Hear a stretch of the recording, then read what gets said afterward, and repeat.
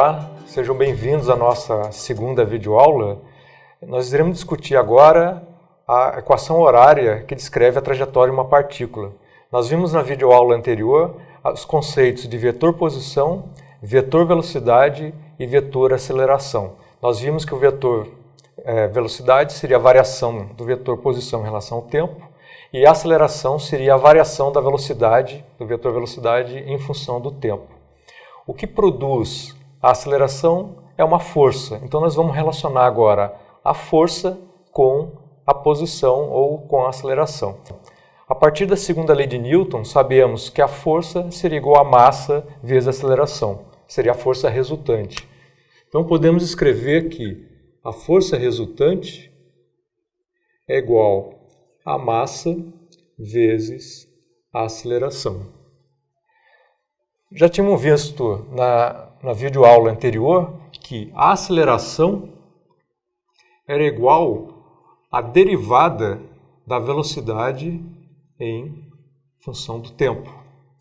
Sabemos que a velocidade, o vetor velocidade, seria a derivada da posição em relação ao tempo. Então nós podemos escrever a aceleração como sendo a derivada da velocidade em relação ao tempo, mas a velocidade é a derivada da posição em relação ao tempo. Então podemos escrever aqui que eu tenho m derivada da velocidade em relação ao tempo, que seria igual a massa vezes a derivada em relação ao tempo do vetor posição. Tá? Não se preocupem muito com essa questão da derivada, mas eu posso fazer aqui a derivada segunda. Então aqui seria a derivada segunda de R em relação a T2. Então isso aqui representa a derivada segunda de R em relação ao tempo. O que interessa para nós é que eu posso escrever que M, força, é igual a massa, derivada segunda em relação à posição. E eu posso definir agora força sobre massa como sendo derivada segunda de R T2. Essa relação entre a força e a massa eu vou definir como sendo o vetor aceleração. Então, isso aqui seria a aceleração.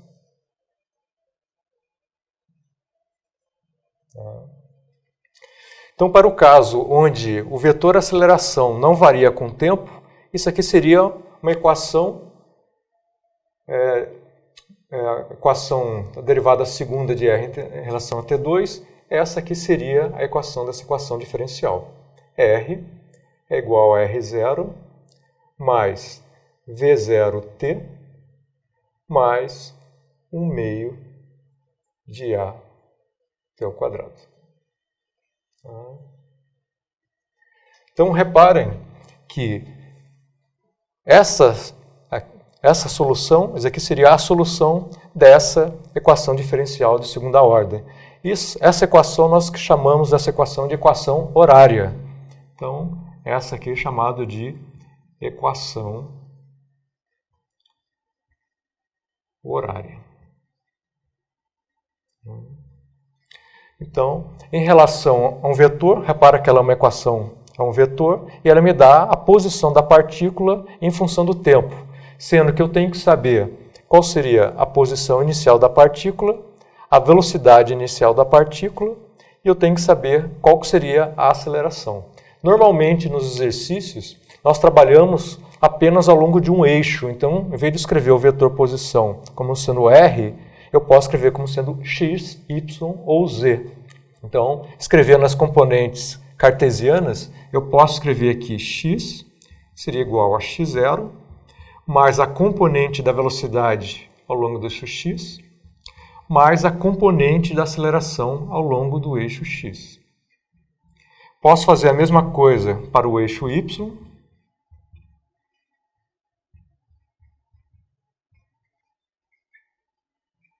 E eu posso fazer a mesma coisa para o eixo z.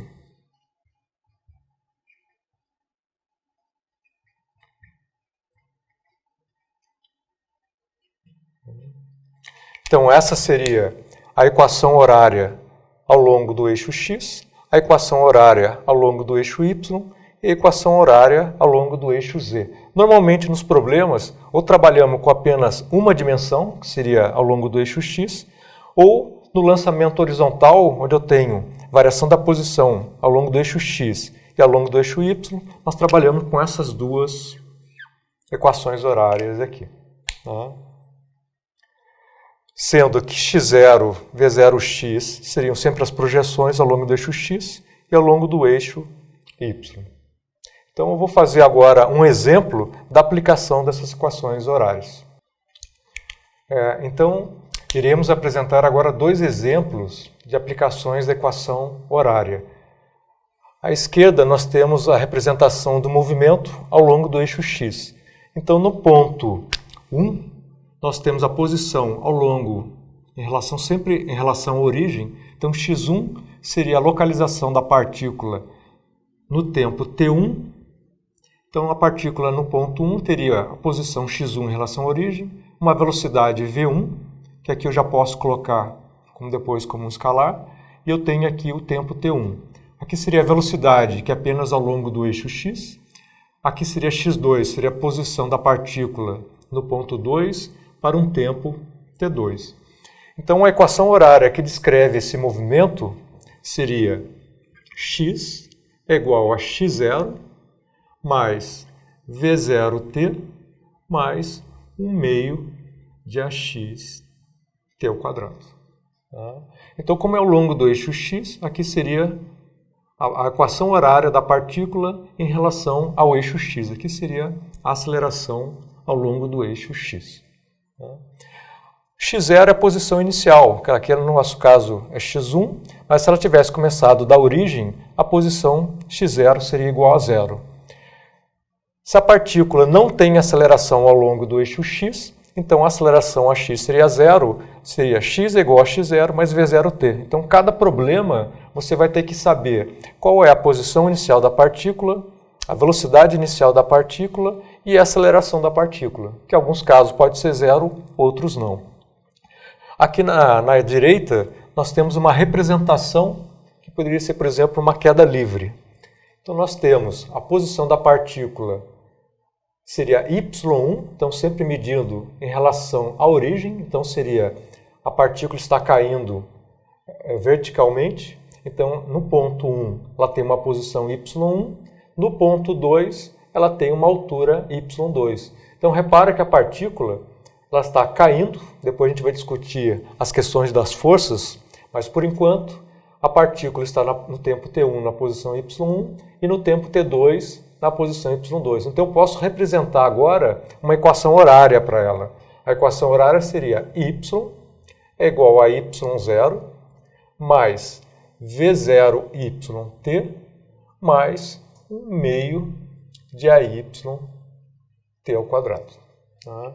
Então, y0 seria a posição da partícula para t igual a 0, v0y seria a velocidade inicial da partícula, e a y seria a aceleração da partícula. Quando nós aplicarmos, por exemplo, na queda livre, a aceleração da partícula vai ser a aceleração da gravidade. Né? Então, nesse caso, a y vai ser igual a aproximadamente 10 metros por segundo ao quadrado. Mas cada problema que você vai resolver, eu tenho que saber qual a posição inicial da partícula, a velocidade inicial da partícula e a aceleração da partícula, que dependendo do problema pode ser igual a 0 ou não. Eu vou representar agora, nós temos então um movimento unidimensional, seria ao longo do eixo x, um movimento unidimensional, que seria ao longo do eixo y, mas eu posso ter um lançamento horizontal, onde eu tenho movimento tanto ao longo do eixo x, como ao longo do eixo y. Então é esse movimento que eu vou analisar agora, ou seja, um movimento bidimensional, onde eu tenho variação tanto ao longo do eixo x, quanto ao longo do eixo y. Iremos agora, como eu tinha comentado anteriormente, nós vamos analisar o movimento bidimensional, que é muito chamado de lançamento horizontal. Então, nesse lançamento horizontal, nós temos, de novo, sempre é importante você localizar o eixo x e o eixo y. Aqui vai ser um movimento bidimensional, porque nós vamos trabalhar apenas em duas dimensões, que seria o eixo x, que é horizontal, e o eixo Y, que seria vertical. Isso aqui poderia representar, por exemplo, o lançamento de uma bala de canhão, uma bola lançada horizontalmente. Então, nós temos aqui, repara que no nosso desenho, ele está sendo lançado da origem, mas não necessariamente, ele poderia ter sido lançado de uma altura maior, de uma posição diferente. Mas no nosso exemplo, a partícula está sendo lançada da origem exatamente no ponto x igual a 0 e no ponto y igual a 0. Como nós tínhamos discutido na primeira videoaula, a velocidade é um vetor. Então, se ela é um vetor, ela vai ter que ter componentes ao longo do eixo x e ao longo do eixo y. E repara que existe o ângulo da velocidade em relação ao eixo x foi dado, que é chamado de θ. Eu poderia também ter escrito o ângulo em função do eixo y, mas normalmente nos problemas ele representa o vetor velocidade ou o vetor força sempre em relação a um dos eixos. Então, o θ é a representação da velocidade em relação ao eixo x. O que teremos que fazer agora? A decomposição de forças. Então, eu posso decompor a velocidade ao longo do eixo x e decompor a velocidade ao longo do eixo y. Nós fazemos através da projeção. Então, aqui eu tenho a projeção do vetor velocidade ao longo do eixo x. E eu tenho agora a projeção do vetor velocidade ao longo do eixo y. Então, essa seria a projeção da velocidade ao longo do eixo x e eu tenho a projeção da velocidade ao longo do eixo y. Como nós tínhamos comentado, isso aqui é um movimento bidimensional. A partícula ela vai ser lançada com uma velocidade v, só que existe a força gravitacional, a força peso. Então, existe, na verdade, uma força que atrai essa partícula para a Terra, que seria a força gravitacional, que nós chamamos de, nesse caso, nós chamamos de força peso. Então, a trajetória da partícula vai ser uma parábola. Então, essa linha pontilhada, ela representa a trajetória da partícula. Repara que a partícula está sendo atraída de novo para o solo. Ela foi lançada para cima e ela cai de novo no solo, exatamente devido à força gravitacional. Então, é importante nesse problema duas coisas. Geralmente, nós desprezamos a força de resistência do ar. Então, não existe atrito. Então, a única aceleração que vai existir aqui, a única força, vai ser a força gravitacional relacionada com a força peso. Então, nesse tipo de problema, que foi até deixado como uma lista de exercício, lista de problemas, é importante analisar duas situações. Primeiro, o ponto mais alto da trajetória. Então, esse ponto aqui, ele representa a altura máxima que a partícula vai atingir. Então, ela foi lançada com uma certa velocidade, ela começa a ser atraída de volta para a Terra, atinge uma altura máxima e depois cai. Então, essa altura aqui a gente vai chamar de Ym, que é a altura máxima que a partícula pode atingir. E repara que ela vai atingir o solo a partir de um certo tempo. Essa distância aqui também nos problemas são importantes.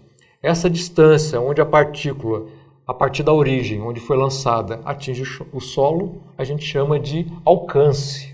Tá? Isso aqui então é chamado de alcance. Então, chamada de alcance. Então, duas grandezas importantes, altura máxima e alcance. O que iremos fazer agora? Iremos representar as equações horárias ao longo do eixo x e ao longo do eixo y. Então, vou representar primeiro aqui a equação horária ao longo do eixo x. Então, lembrem que x vai ser igual a x0 mais v0xt mais 1/2 de ax t ao quadrado. Então, essa é a equação horária ao longo do eixo x. Eu posso escrever aqui do lado a equação horária ao longo do eixo y. Então, y é igual a y0 mais v0yt mais 1/2 de ay t ao quadrado. Então, iremos analisar o movimento da partícula ao longo do eixo x. Como pelo meu desenho eu estou lançando a partícula a partir da origem, o x0 vale 0. Então, quer dizer que no nosso caso, o x0 vale 0 metros nesse problema, porque eu estou lançando da origem, eu poderia ter lançado de qualquer ponto. A velocidade inicial da partícula ao longo do eixo x seria a componente da velocidade da partícula ao longo do eixo x. Então, vou chamar isso aqui de V0. Então, o V0x vai ser simplesmente o V0, mas a componente dela ao longo do eixo x. Pela trigonometria, eu vejo que V0x vai ser igual a V0 cosseno de θ. Tá? Esse pedaço aqui seria V0 cosseno de θ. E no lançamento, nesse tipo de lançamento, eu não tenho, a única força que eu tenho é a força peso. E a força peso ela é aplicada ao longo do eixo y. Então eu não tenho aceleração ao longo do x. Eu estou desprezando aqui, por exemplo, a força de atrito do ar. Então eu não tenho aceleração do eixo y, do eixo x. Então quer dizer que a x é igual a 0 metros por segundo ao quadrado. Então a minha equação horária seria x, seria V0, deixa eu apagar aqui, V0, cosseno de θ t, essa seria a posição. Tá? Então repara que ao longo do eixo x, aqui seria o tempo, tá? Então, 0t. Então, repara que eu não tenho aceleração da partícula ao longo do eixo x. Então, iremos agora analisar o movimento da partícula ao longo do eixo y. Repara que a partícula foi lançada a partir da origem. Então, o y dela, a altura inicial dela, é 0. Então, podemos escrever que o nosso y0 é 0 metros. A velocidade inicial da partícula ao longo do eixo y, então seria o V0y, ele vai ser o V0, a componente de V0 ao longo do eixo y. Então seria V0 seno de θ.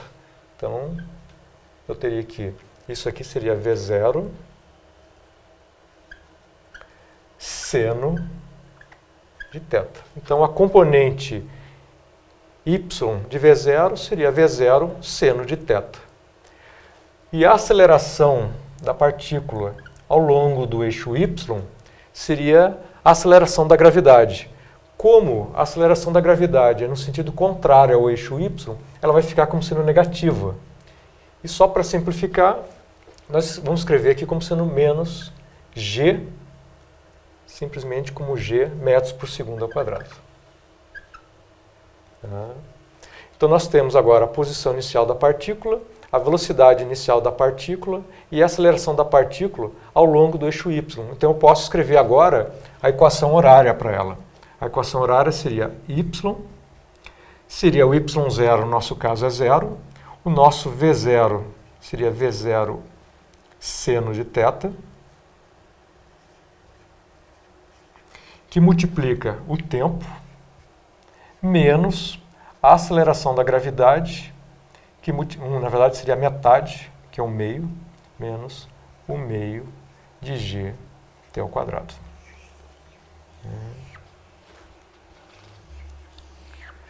Então nós temos agora a equação horária da partícula ao longo do eixo x. Então x seria v0 cosseno de θ t, e eu tenho a posição da partícula em relação ao eixo y em função do tempo. Seria v0 seno de θ, que multiplica o tempo, menos o meio de g t ao quadrado. Em alguns livros, para a gente simplificar, nós usamos o g como sendo 10, então ficaria menos 5 t ao quadrado. Como eu tinha comentado com vocês, duas coisas importantes. Quando a partícula estiver na altura máxima, reparem que a velocidade da partícula sempre é tangente à trajetória. Então, na altura máxima, a componente da velocidade ao longo do eixo y vai ser 0. A componente da velocidade ao longo do eixo y. Mas eu tenho a componente da velocidade ao longo do eixo x. Então, nesse ponto mais alto, a componente da velocidade apenas vai ser ao longo do eixo x. E quando eu tiver a partícula atingir o solo, o y vale 0. Então a gente usa essas informações para resolver os problemas. Ou seja, quando a partícula estiver na altura máxima, a componente da velocidade no eixo y é zero. E quando a partícula atinge o solo, o y vale zero. Então eu posso usar essas informações para calcular, por exemplo, qual que seria o alcance da partícula, qual que era a velocidade da partícula quando atingiu o solo. Tá? Mas eu sempre posso partir dessas duas equações horárias.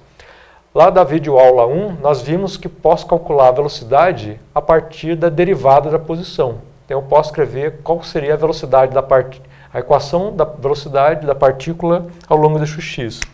Se eu escrever aqui Vx, é a derivada de x em relação ao tempo, aqui eu chego à conclusão que Vx é igual a V0 cosseno de θ, que era o esperado, ou seja, como não existe aceleração ao longo do eixo x, a velocidade ao longo do eixo x é constante. Vx é igual a V0 cosseno de θ, ou seja, a velocidade, a componente da velocidade ao longo do eixo x não varia no tempo. Eu posso calcular a velocidade y derivando y em relação ao tempo. Então eu posso escrever aqui, eu vou escrever aqui em cima, eu posso escrever que Vy é dy dt, a partir dessa equação aqui. Então eu posso escrever que Vy seria V0 seno de θ menos gt, onde g seria a aceleração da gravidade, no caso. Tá? Então eu tenho aqui a equação da posição e a equação para a velocidade da partícula ao longo do eixo x. Então Vx é igual a V0 cosseno de θ. E aqui eu tenho... Então nós podemos ter a posição da partícula em relação ao tempo, a velocidade da partícula no eixo x em relação ao tempo, aqui ela é constante.